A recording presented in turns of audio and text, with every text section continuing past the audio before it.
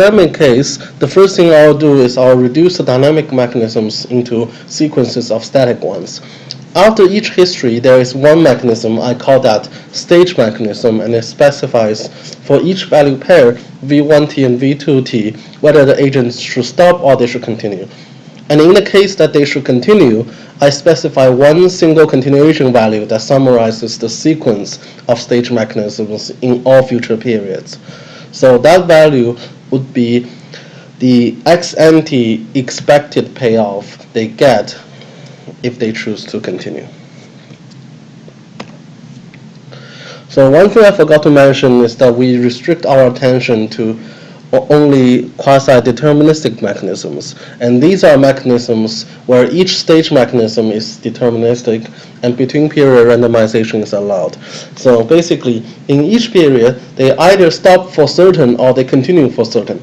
But if they choose to continue, then they can randomize among multiple future stage mechanisms. So the first condition for dynamic implementability is the standard monotonicity condition. So the monotonicity condition basically specifies that there must be a threshold above which they should stop and below which they should continue. So similar to the static case, the continuation also must be constant for fixed value of the other agent. The thing that's different is that if there is a threshold, then the constant continuation value must be equal to the threshold value. So for example, if we fix v2 is equal to x, then the continuation value for agent 1 must be equal to the threshold value, which is r1x here.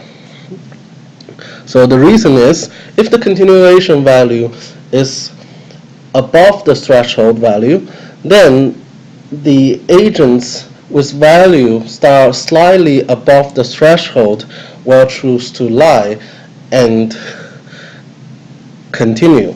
Similarly, the agents with value slightly smaller than the threshold value would choose to lie and stop the search. So in both cases, it's not incentive compatible.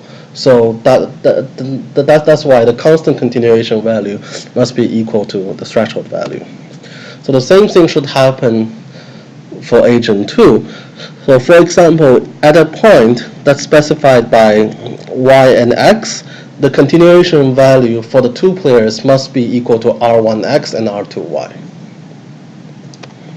And to summarize, a mechanism is incentive compatible if and only if all of its stage mechanisms are first monotonic, second the continuation value must be constant and also equal to the threshold value whenever it exists.